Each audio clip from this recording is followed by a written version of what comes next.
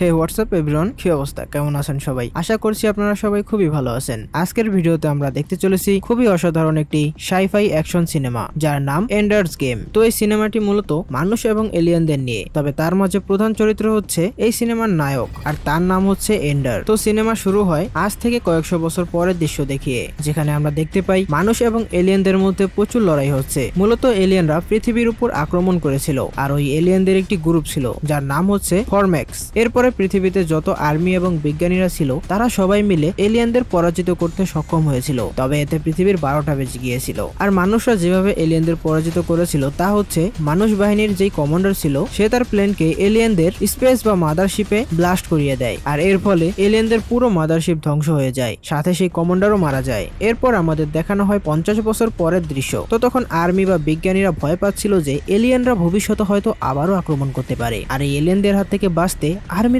বেশ কিছু প্রোগ্রাম শুরু করেছে, যেখানে বাচ্চাদের অল্প বয়স থেকেই এলিয়েনদের বিরুদ্ধে যুদ্ধ করার জন্য ট্রেনিং করানো হচ্ছিল। আর এই বাচ্চাদেরকে একটি সিমুলেটর বা ওয়ার গেমস এর সাহায্যে তাদের স্কিল চেক করা হতো। তো আর্মিদের চিন্তা ভাবনা হচ্ছে ওরা এরকম সিমুলেটর গেম খেলতে খেলতে বড় হয়ে সৈনিক বা বড় কোনো কমান্ডার হতে পারবে, আর এরপরে যদি ভবিষ্যতে আবারও এলিয়েনরা আক্রমণ করে তখন তারাই এলিয়েনদের হাত থেকে এই পৃথিবীকে রক্ষা করতে পারবে। তো এই প্রোগ্রামে দুইটি ছেলেকে আমরা দেখি ওই ওয়ার গেমস খেলছে, যাদের মধ্যে একজনের নাম হচ্ছে এন্ডার, মানে আমাদের এই সিনেমার নায়ক, আর তার বিপক্ষে রয়েছে তার সিনিয়র একজন। তো এন্ডার ওই ছেলেটিকে এই গেমে হারিয়ে দেয়, যার কারণে ওই ছেলেটি প্রচন্ড রেগে যায় এবং এন্ডারকে নানান কথা শোনাতে থাকে, এবং এরপরে এন্ডারকে আরো একটি ম্যাচ খেলার জন্য চ্যালেঞ্জ করে, কিন্তু এন্ডার তাকে না করে দেয়, যার ফলে ওই ছেলেটি আরো রেগে যায়। আর এই সব কিন্তু ক্যামেরার মাধ্যমে আর্মি অফিসাররা দেখছিল। তো এর কিছুক্ষণ পর লাউড স্পিকারে এন্ডারকে নিয়ে অ্যানাউন্সমেন্ট করে তাকে ডাকা হয়, আর সেখানে আমরা দেখি এন্ডারের ঘাড়ে একটি চিপ ছিল, সেটা বের করে নেওয়া হয়, আর এই চিপের মাধ্যমেই ওই অফিসাররা জানতে পারতো এন্ডার কি ভাবছে। তো চিপ বের করে নেওয়ার ফলে এন্ডার ভাবে তাকে হয়তো প্রোগ্রাম থেকে বাদ দেওয়া হবে, কারণ এটা খুবই স্পেশাল একটা প্রোগ্রাম ছিল,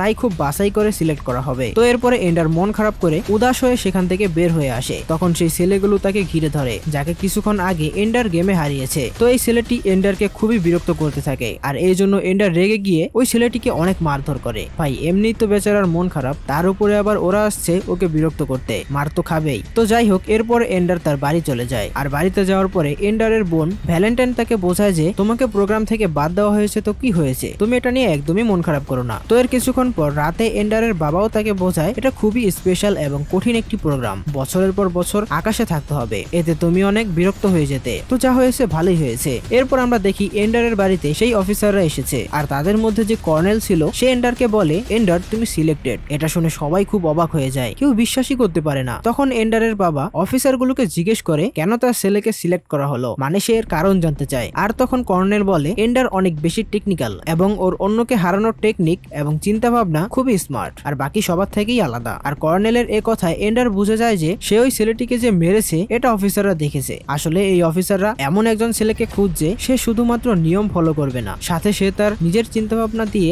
সামনে এগিয়ে যাওয়ার ইচ্ছাকেও কাজে লাগাবে এবং প্রয়োজন মতো সিদ্ধান্ত নেওয়ার সাহসও রাখবে। তখন এন্ডার এটাও ভাবে যে এই জন্যই হয়তো তার ঘাড়ে যে চিপটি ছিল সেটি বের করে ফেলেছে, যাতে সে চিপ ছাড়াই নিজের মতো করে এগিয়ে যেতে পারে। আর তাছাড়াও এই প্রোগ্রামে যারা সিলেক্ট হয় তাদের এমনিতেও ওই চিপটি উঠিয়ে নেয়। তো এরপরে কর্নেল এন্ডারকে বলে তুমি কি জানো আজ থেকে 50 বছর আগে কমান্ডার রাকাম এলিয়েনদের হাত থেকে আমাদের পৃথিবীকে বাঁচিয়েছিল, আর তাই আমাদের কমান্ডার রাকামের মতন একজন লিডার প্রয়োজন। তো এই কথা বলে সে সেখান থেকে চলে যায়। তো এরপরে কিছুদিন পর আমরা দেখতে পাই এন্ডারকে স্পেসশিপে করে আকাশে থাকা স্পেস শাটলে নিয়ে যাওয়া হচ্ছে, আর ওখানে মূলত কিভাবে এলিয়েনদের সাথে লড়াই করবে সেই সম্পর্কে সরাসরি ট্রেনিং করানো হতো। তো এখানে এসে এন্ডারের অনেক বাচ্চাদের সাথে পরিচয় হয় এবং তাদের সবাইকে পরিচয় করিয়ে দেওয়া হয় তাদের ট্রেনিং অফিসারের সাথে, আর সে তাদের সকল নিয়ম সম্পর্কে বলে। এরপর সকল বাচ্চাকে ওরিয়েন্টেশন ক্লাসে নিয়ে যাওয়া হয়, আর সেখানে তাদের এলিয়েনদের সাথে লড়াইয়ের ভিডিও দেখায়, যে লড়াইটা হয়েছিল 50 বছর আগে। তো সবাই এই ফাইট খুবই এনজয় করছিল, কিন্তু এন্ডারের চিন্তা ভাবনা ছিল সবার থেকেই ভিন্ন। সে তখন ভাবে এই লড়াইয়ের ভিডিওটা আমাদের পুরোটা কেন দেখানো হলো না, যেখানে বাকি সব বাচ্চারা এই লড়াইয়ের ভিডিওটি এনজয় করছিল সেখানে এন্ডারের চিন্তা ভাবনা বা চেহারার ছাপই ছিল অন্যরকম, আর এই সবই কিন্তু ওই অফিসাররা দেখছিল। তখন তারা এন্ডারকে নিয়ে অনেক আশা করে, কারণ এন্ডারের চিন্তা ভাবনা সবার থেকে অনেক ভিন্ন। তো এর পরের দিন ট্রেনিং অফিসার এবং কর্নেল সকল বাচ্চাদের একটি রুমে নিয়ে যায়, যেখানে জিরো গ্র্যাভিটি ছিল, মানে মহাকাশের মতো আর কি, কারণ সেখানে তো কোনো গ্র্যাভিটি নেই। তো সেখানে তাদের বিভিন্ন নিয়ম সম্পর্কে ধারণা দিচ্ছিল। তো এভাবেই তাদের প্রতিদিন ট্রেনিং চলতে থাকে এবং তারাও ট্রেনিং করতে করতে তাদের কিভাবে এবং কোন সিস্টেমে লড়াই করতে হবে বা কখন কি ডিসিশন নিতে হবে সেটা ভালো মতো আয়ত্ত করতে থাকে। আর এভাবেই ট্রেনিং করতে করতে তাদের 3 মাস কেটে করতে যায়। কিন্তু তখন আমরা দেখি এন্ডার ভাবতে থাকে এত ট্রেনিং তো হলো, কিন্তু 50 বছর আগে ওই কমান্ডার কিভাবে এলিয়েনদের হারিয়েছিল সেই টেকনিকটা কিন্তু এখনো আমাদের ক্লিয়ার করে বলা হয়নি। এমনকি ওই লড়াইয়ের ভিডিওটাও পুরোটা দেখানো হয়নি, মানে ওর মাথায় শুধু এইসবই ঘুরছে। তো এরপরে একদিন রাতে এন্ডার একটি মাইন্ড গেম খুঁজে পায়, আর সেই গেমে একটি মনস্টার এন্ডারকে 2টি গ্লাস দেয় এবং বলে যে কোনো একটি গ্লাস তুমি চুজ করো। তখন এন্ডার একটি গ্লাস চুজ করে, কিন্তু সে মারা যায়। না সত্যি সত্যি মারা যায়নি, মানে গেমের ভিতর মারা গিয়েছে আর কি। আসলে ওই 2টি গ্লাসের মধ্যেই বিষ রাখা ছিল। তো এর পরের বার সে ওই গেমে ঢুকে গ্লাস চুজ করার বদলে সরাসরি মনস্টারের চোখে আক্রমণ করে, যার ফলে সেই মনস্টারটি সেখানেই মারা যায়। আর এই সবকিছুই কিন্তু সেই অফিসাররা দেখছিল, মানে তারা এন্ডারের উপর সর্বক্ষণ নজর রাখছিল। তো তখন তারা বুঝতে পারে এন্ডার আসলেই ভবিষ্যৎ লিডার হওয়া যোগ্য। সে তার মিশন পূরণ করার জন্য সামনে যে কোনো ভয়ঙ্কর কিছুই ধ্বংস করে দিতে পারে, আর সেখানে তার ইমোশনকে কোনো গুরুত্ব দেয় না। তো এরপরে কর্নেল এন্ডারকে তার সিনিয়র টিমে প্রমোট করে দেয়, মানে এই টিমের বাচ্চাগুলো 1 বছর আগে এখানে এসেছে। তো এই টিমটির নাম ছিল সেলেমান্ডার আর্মি। সেখানে এন্ডারের সাথে পরিচয় হয় সেই টিমের ক্যাপ্টেন বনজোর সাথে। কিন্তু আমরা দেখি বনজো এন্ডারকে দেখে খুবই রেগে যায়, আর এই বেটা সাইজে ছোট হলেও বুদ্ধি ছিল বেশ বড়। তো সে এন্ডারকে থ্রেট দিয়ে বলে তোকে যেন আমার টিমের আশেপাশে না দেখি। তো তারপর সেখানে এন্ডারের পরিচয় হয় পেট্রা নামের একটি সুন্দরী মেয়ের সাথে। তখন তাদের ভিতরে খুব ভালো একটি ফ্রেন্ডশিপ তৈরি হয় এবং তারপর তারা একসাথে ট্রেনিংও করে। কিন্তু এইসব দেখে আবার বনজো ভীষণ রেগে যায় এবং সে এন্ডারকে আবারও থ্রেট দেয়, তুই আমার টিম থেকে দূরে থাকবি। কিন্তু এন্ডার কি জিনিস সেটা বনজো জানতো না।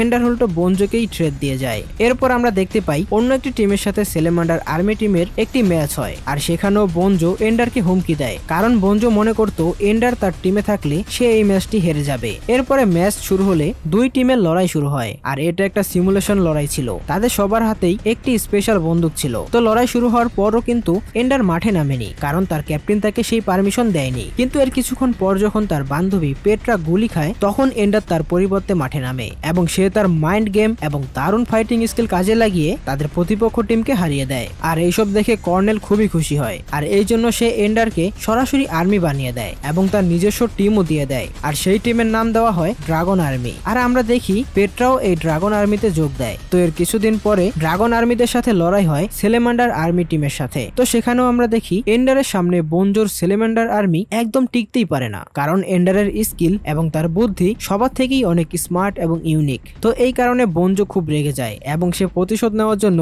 এন্ডারকে পার্সোনালি অ্যাটাক করে। কিন্তু এন্ডার তার সাথে কোনো ঝামেলা করতে চাইছিল না, তাই সে সেখান থেকে চলে যেতে চায়। কিন্তু বনজো তার উপর হামলা করে। তখন এন্ডারের লাথি খেয়ে সে নিচে পড়ে যায় এবং তার মাথায় অনেক চোট লাগে। আর এই কারণে এন্ডারের খুবই মন খারাপ হয় এবং সে এই প্রোগ্রাম থেকে চলে যেতে চায়, যার কারণে কর্নেল তাকে বাড়ি পাঠিয়ে দেয়। কিন্তু সেখানে এন্ডারের বোন ভ্যালেন্টাইন তাকে বোঝায় তুমি যেখানে গিয়েছো সেখানে অনেকে চেষ্টা করেও যেতে পারে না, তাই যাই হয়ে যাক না কেন বা যে যাই বলুক না কেন তুমি ওই প্রোগ্রামটি ছেড়ে দিও না। তো এরপরে এন্ডার তার বোনের কথা মতো আবারও সেই স্পেসশিপে চলে আসে এবং তখন আমরা দেখি এবার তারা এন্ডারকে আর ব্যাটেল স্কুলে দেয় না, তাকে সরাসরি কমান্ডার পর্যায়ে নিয়ে আসে এবং তারা এন্ডারকে নিয়ে 50 বছর আগে সেই এলিয়েনদের গ্রহের কাছে যায়। আর এখান থেকেই মূলত এই মানুষগুলো ওই গ্রহের এলিয়েনদের উপর নজরদারি করত। তো এরপরে এন্ডারকে একটি রুমের ভেতর নিয়ে আসা হয়, আর সেখানে আমরা অদ্ভুত ধরনের একজন মানুষকে দেখতে পাই। তখন ওই মানুষটি এন্ডারকে তার পরিচয় দেয়, আমি হচ্ছি সেই কমান্ডার রাকাম। তো এন্ডার এই লোকটিকে জীবিত দেখে খুবই অবাক হয়, কারণ আমরা সবাই জানি সে তার নিজের জীবন বাজি রেখে তার প্লেনটি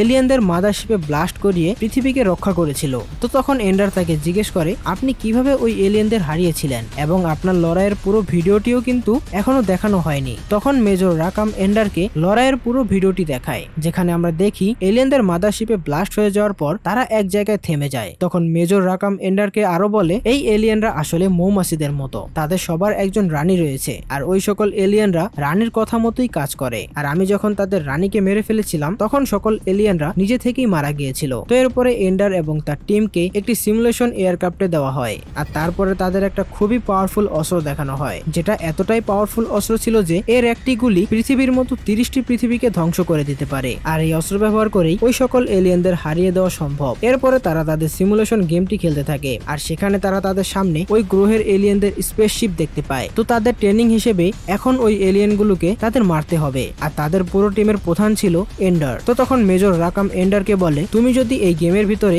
ওদের হারাতে পারো তাহলে তোমাকে রিয়েল এলিয়েনদের সাথে লড়াইয়ে পাঠানো হবে। আর তখন আমরা দেখি তাদের পারফরমেন্স দেখার জন্য ওখানে সকল অফিসাররা উপস্থিত ছিল। তারপরে সিমুলেশন ফাইট শুরু হয়, আর তখন এন্ডার দেখতে পায় ওই এলিয়েনদের গ্রহের চারপাশে এলিয়েনরা অনেক পাথর দিয়ে তাদের গ্রহকে ঘিরে রেখেছে। তখন এন্ডার ওদের উপর আক্রমণ করার জন্য অর্ডার দেয়, আর এর কারণে ওই এলিয়েনরাও তাদের উপর আক্রমণ করে। তখন এন্ডার অর্ডার দেয় তাদের সব থেকে পাওয়ারফুল যেই অস্ত্রটি ছিল সেটা দিয়ে ওদের উপর আক্রমণ করো। কিন্তু এর ফলে হয় কি, ওই গ্রহ থেকে আরো অনেক বেশি এলিয়েনরা উঠে আসতে থাকে এবং তারা ওই বড় পাওয়ারফুল অস্ত্রটি ধ্বংস করার জন্য আসছিল। আর তখন ওই অস্ত্রটি রিলোড হচ্ছিল, আর এটা রিলোড হতে বেশ কিছুটা সময় লাগে। তো এই জন্য এন্ডার অর্ডার দেয় আমাদের যতগুলো স্পেসশিপ আছে সবগুলো দিয়ে অস্ত্রটিকে কভার করো, যাতে এলিয়েনরা এটা ধ্বংস করতে না পারে। কিন্তু এই এলিয়েনরা সংখ্যায় ছিল অনেক, তাই তাদের ওই বড় অস্ত্রটি বাঁচাতে গিয়ে অনেকগুলো স্পেসশিপ ধ্বংস হয়ে যায়। তো এরপরে এন্ডার আবার অর্ডার দেয় এবার আমাদের এই বড় অস্ত্রটি দিয়ে এলিয়েনদের গ্রহে আক্রমণ করো। তো তখন ওই গ্রহটিতে আক্রমণ করার ফলে পুরো গ্রহটি পুড়ে একদম ছাই হয়ে যায়,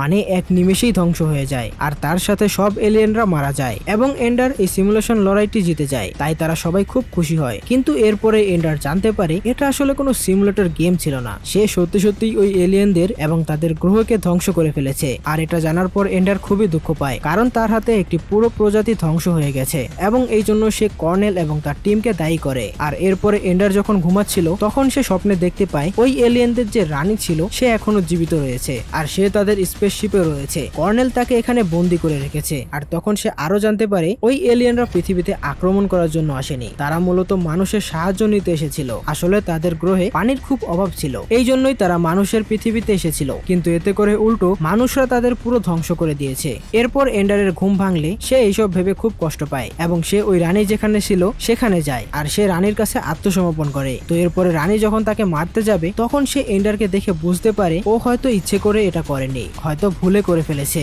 তাই রানী এন্ডারকে মারে না, বরং তাকে একটি ডিম দেয় এবং সে এন্ডারকে বলে এই ডিমটি তুমি রক্ষা করো এবং আমাদের প্রজাতিকে আবার নতুন ভাবে গড়ে তুলো। তো তখন এন্ডার তাকে কথা দেয় সেই প্রজাতিকে রক্ষা করবে। এরপর আমরা দেখি এন্ডার যেহেতু এত বড় একটি কাজ করেছে তাই তাকে প্রমোশন দিয়ে অ্যাডমিনের পর্যায়ে নেওয়া হয়েছে এবং তার ব্যক্তিগত একটি স্পেসশিপও দেওয়া হয়। তো এর কয়েকদিন পর এন্ডার সেই ডিম নিয়ে দূরের একটি গ্রহে চলে যায় এবং সে যাওয়ার আগে তার বোনকে একটি চিঠি লিখে যায় যে আমি অনেক দূরের একটি গ্রহে চলে যাচ্ছি, যাতে আমি একটি বিলুপ্ত হওয়া প্রজাতিকে আবার নতুন ভাবে গড়ে তুলতে পারি, আর এর জন্য আমার কাছে এর লাস্ট একটি ডিমই রয়েছে। তো যাই হোক, এর মাধ্যমেই এই অসাধারণ সিনেমাটি এখানে শেষ হয়ে যায়। তো ওভারঅল পুরো সিনেমাটি মোটামুটি ভালোই লেগেছে, তবে এখানে আমাদের বোঝানো হয়েছে সকল ধ্বংসের মূলেই রয়েছে আমরা মানুষরা। তো যাই হোক, আজকে এই সিনেমাটি আপনাদের কাছে কেমন লাগলো সেটা অবশ্যই আমাদের কমেন্টে জানাবেন এবং আমাদের ভিডিও আপনাদের পছন্দ হলে আমাদের সাথেই থাকবেন। তো দেখা হবে পরের কোন এক ভিডিওতে, ততক্ষণ সবাই ভালো থাকবেন, সুস্থ থাকবেন, আল্লাহ হাফেজ।